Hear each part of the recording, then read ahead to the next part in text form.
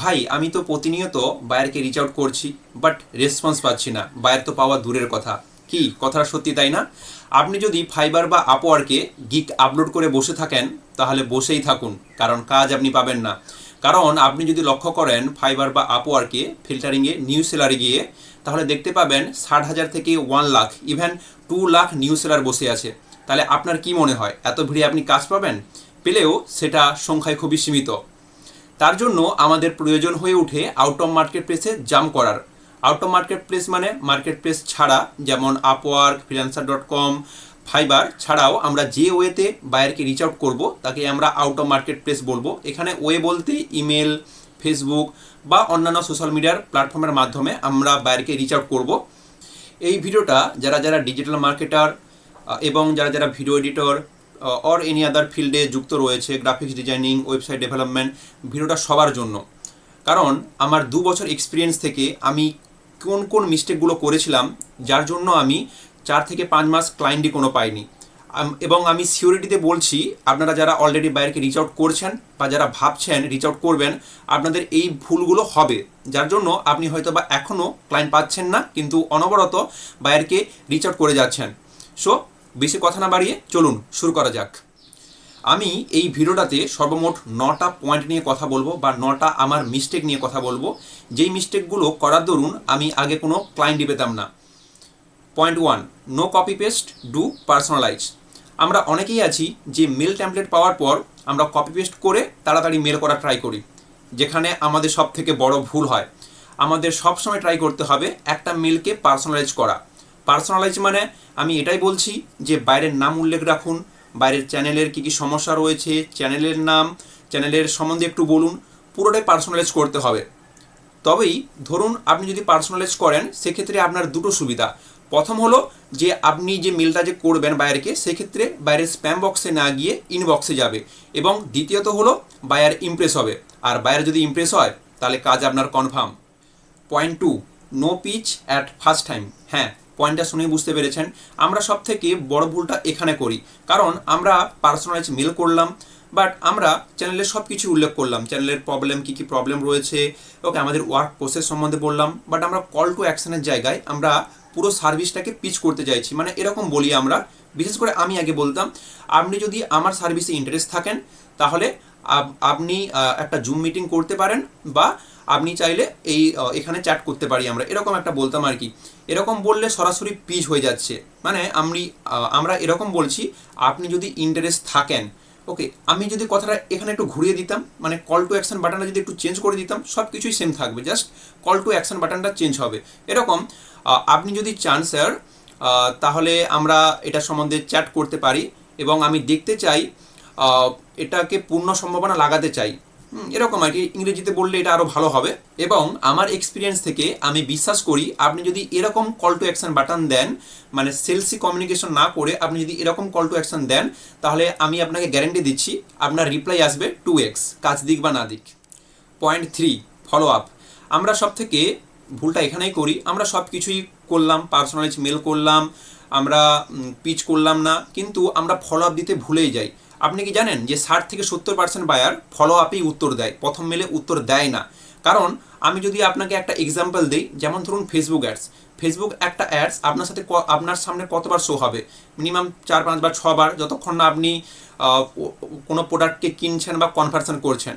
সেমভাবে আপনাকে বায়ারকে আপনার যে সার্ভিসটা বারবার সিন করাতে হবে। তার জন্য আপনাকে একটা ছোট্ট রিমাইন্ডার দিতে হবে, এভাবে, স্যার আপনি কি আমার মেলটা সিন করেছেন, আমি যেটা আগে পাঠিয়েছিলাম? আপনি যদি চান আমরা কিন্তু এই সম্বন্ধে কথা বলতে পারি। এরকম একটা ছোট্ট রিমাইন্ডার দিতে হবে বা ফলো আপ দিতে হবে। দিলে কি হবে, তার সামনে আবার নোটিফিকেশনটা অ্যাপেয়ার হবে এবং ক্লায়েন্ট এটার সম্বন্ধে আরও ভাববে। সো এই ক্ষেত্রে 3-4 বার তো ফলো আপ অবশ্যই দিতে হবে যদি আপনি ক্লায়েন্টের একটা রিপ্লাই পেতে চান। Point 4, not interested. এটা প্রায় সব সময় ক্লায়েন্ট বলে, 60 থেকে 70% ক্লায়েন্ট, আপনি সব কিছুটাই বললেন, সব কিছুটাই মেলে উল্লেখ রাখলেন, শেষ পর্যন্ত ফলো আপ দেওয়ার পর বললো নট ইন্টারেস্ট। এখানে আমরা সব থেকে বড় ভুল করি, আমরা সবাই আছি, বিকজ আমি ইভেন করতাম অনেক বছর আগে এরকম, যে যদি বাইরেরা বলতো নট ইন্টারেস্ট, সেক্ষেত্রে আমি তাকে রিপ্লাই দিতাম না, বা যদিও দিতাম এভাবে দিতাম, thank you so much for letting me know, আমাকে জানানোর জন্য, এবং আমরা ভবিষ্যতে আপনি যদি চান আমরা এটা নিয়ে কাজ করতে পারি, এরকম বলতাম। বাট আপনি যদি কথাটাকে একটু ঘুরিয়ে বলতেন, একটু স্ট্র্যাটেজি খাটিয়ে বলতেন এরকম, ঠিক আছে, আপনি ইন্টারেস্ট নাও থাকতে পারেন। যেহেতু আমি আপনার চ্যানেল নিয়ে রিসার্চ করলাম বা চ্যানেলটা নিয়ে প্রপার একটা গাইডলাইন কিন্তু আপনাকে দিতে পারি, তার জন্য আপনি যদি চান আমি আপনার একটা ভিডিও ফ্রিতে করে দেবো, সে এসইও হোক, থাম্বনেল ডিজাইনিং হোক, ভিডিও এডিটিং হোক। দিলে কি হবে, আপনি বুঝতে পারবেন যে এসইও করলে কতটা ইম্প্যাক্ট পড়ে, কি থাম্বনেল ডিজাইন করলে কতটা সিটিআর রেট গেইন হয়। দেখবেন ক্লায়েন্ট নেচে নেচে রাজি হবে, প্রায় 60-70% ক্লায়েন্ট রাজি হবেই। এবং যাই হোক, ক্লায়েন্ট নট ইন্টারেস্ট বলুক বা নোই বলুক, কারণ নো মানেই তো হলো next opportunity. Point 5, maintain schedule. আপনি কখন মেল করবেন, কখন ফলো আপ করবেন, কখন স্কিল শিখবেন, সব কিছুটা একটা শিডিউলের মধ্যে রাখতে হবে আপনাকে। আর তা না হলে 26-এ গিয়েও আপনি কাজ পাচ্ছেন না আর পাবেনও না। Point 6, proper and long reply with strategy. যেই ভুলটা আমি অনেক দিন পর্যন্ত করে এসেছিলাম, এটা হলো, আমি ক্লায়েন্ট যখনই আমাকে রিপ্লাই দিত যে হ্যাঁ আমি ইন্টারেস্ট কি অমুক তমুক, সেক্ষেত্রে আমি সবসময় টুকটাক নিজে লিখতাম, ওকে ছোটোখাটো একটা মেসেজ পাঠিয়ে দিতাম যা হোক করে, যেটা আমার সব থেকে বড় ভুল ছিল। এক্ষেত্রে সবসময় আপনাকে বড় করে লিখতে হবে, সমস্ত কিছুটা আপনার সাইড থেকে ক্লিয়ার রাখতে হবে। আপনি এক্ষেত্রে ট্রান্সলেটর ইউজ করতে পারেন, চ্যাটজিপিটিকে প্রম্পট দিতে পারেন, সমস্ত কিছুটা বলবে, ওকে, বা আপনি যেভাবে প্রম্পট দেবেন চ্যাটজিপিটি কিন্তু সেইভাবেই ভালোভাবে লিখে দেবে। এবং একটু স্ট্র্যাটেজি মেনটেন করে একটা প্রপার এবং একটু লং টাইপের রিপ্লাই লেখা ট্রাই করবেন, যাতে ক্লায়েন্ট আপনার প্রতি একটা ইমপ্রেশন ভাব আসে। 7, অল টাইম পোলাইট। ক্লায়েন্ট আমাদের যতই উল্টোপাল্টা কথা বলুক, আমাদের সব সময় আমাদের দিক থেকে একটা লয়ালিটি বা একটা প্রফেশনালিজম ভাব মেনটেন করতে হবে, সব সময় পোলাইট থাকতে হবে। যদি আমি আমার একটা লাইফ এক্সপিরিয়েন্স থেকে বলি, আমার মনে আছে রিসেন্টলি আমাকে একটা ক্লায়েন্ট বলেছিল, I have no money, give me money, you fucking, your family fucking, এরকম। সো আপনি বুঝতে পারছেন সেই সময় আমার কতটা রাগ হয়েছিল। বাট আমি তার আগে এই পয়েন্টটা জানতাম বা এই স্ট্র্যাটেজিটা জানতাম, যেহেতু আমি এর আগে এরকম মিস্টেক করেছিলাম, সেক্ষেত্রে তাকে আমি একটু স্ট্র্যাটেজি মেনটেন করে একটু পোলাইটলি রিপ্লাই দিই এভাবে, ঠিক আছে স্যার আপনি বোধহয় রেগে আছেন, কারণ হলো আপনি হয়তো বা এর আগে এরকম সার্ভিস নিয়েছিলেন, আপনি হয়তো স্যাটিসফাইড হননি, বা আপনাকে হয়তো বা কেউ স্ক্যামিং করেছে, বা হয়তো আপনি এরকম মেসেজ অনবরত পেয়ে যাচ্ছেন, তার জন্য আপনি হয়তো বা একটু ক্ষুব্ধ। কোনো সমস্যা নেই স্যার, আমি আপনার একটা ভিডিও ফ্রিতে করে দেবো, কোনো চার্জ নেব না। সেক্ষেত্রে আপনি বুঝতে পারবেন এসইও করলে কতটা ইম্প্যাক্ট পড়তে পারে চ্যানেলে। তো ক্লায়েন্ট তো নেচে নেচে রাজি, এবং ওই ক্লায়েন্টটা হলো আমার পার্মানেন্ট ক্লায়েন্ট।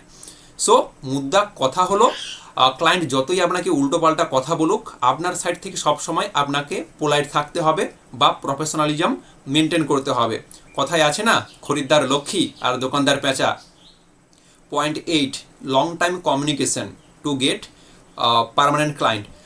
পয়েন্টটা শুনে বুঝতেই পেরেছেন, আমরা যেটা সবসময় ভুল করি, আমরা ক্লায়েন্টের যখন একটা প্রজেক্ট হাতে নেই, সেক্ষেত্রে ক্লায়েন্টকে আমরা 1-2 দিন পর কোনো ফলো আপ দিই না, বা আমরা বলি না আমাদের কাজের কি অবস্থা, ওকে, সেক্ষেত্রে ক্লায়েন্টরা কিন্তু ইমপ্রেস হয় না। ক্লায়েন্টকে আপনাকে ইমপ্রেস করতে হবে, ওকে। আপনি যখন মিনিমাম, আমরা প্রজেক্ট করতে কত সময় টাইম নেই, 1 সপ্তাহ, ওকে, বা 10 দিন কি 1 মান্থ অ্যারাউন্ড।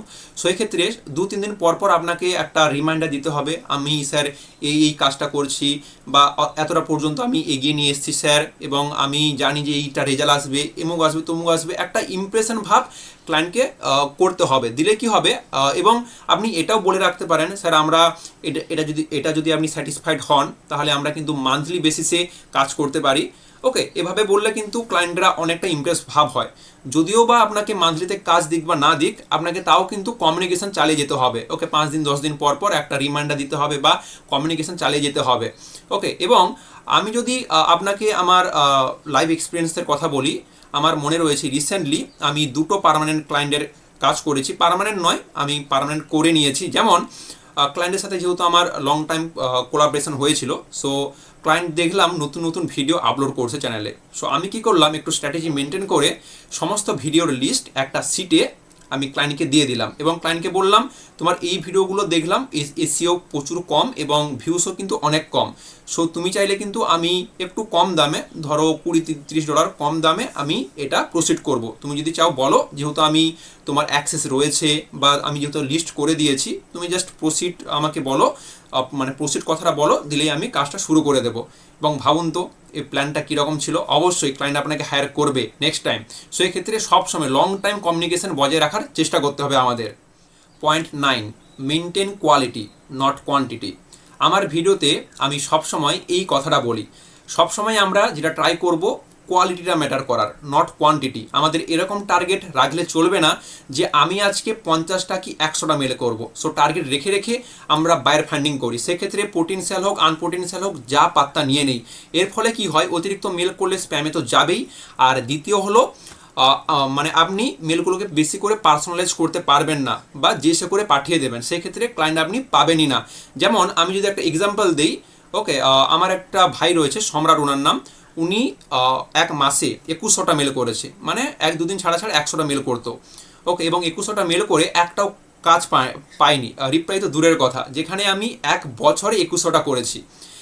তো এখান থেকে কি বুঝলেন, অতিরিক্ত মেল করাতে ওকে যা পাত্তা মেল নিয়ে নিয়েছে, পোটেনশিয়াল ছিল না এবং সব মেলগুলো স্প্যামে চলে গেছে। সো আমাদের সব সময় যেটা ট্রাই করতে হবে, আমরা যে মেলগুলো নেব ওকে কোয়ান্টিটিটা ম্যাটার করব না, আমরা সবসময় কোয়ালিটি ম্যাটার করে নেব। 10, emphasise on your time and skill than money. এখনও আমার কিন্তু শেষ হয়নি, যদিও আমি বলেছিলাম আমার ভিডিওতে 9টা পয়েন্ট নিয়ে কথা বলবো। সো এটা ছিল আপনার জন্য এক্সট্রা টিপস, এটা কোনো পয়েন্ট নয় বা এটা কোনো মিস্টেক নয়। আপনি তখনই এই 9টা পয়েন্ট ফলো করতে পারবেন যখন আপনি এই 10 নম্বরের যে পয়েন্টটা মাথায় রাখবেন। সবসময় আমাদের জোর দিতে হবে টাইমের প্রতি, স্কিলের প্রতি, দেন মানি। আমরা অনেকেই আছি জানতে অজান্তে কিন্তু 2-3 ঘন্টা 4 ঘন্টা সোশ্যাল মিডিয়ায় অ্যাক্টিভ থাকছি, আমরা বেকার বেকার সময়গুলোকে নষ্ট করছি।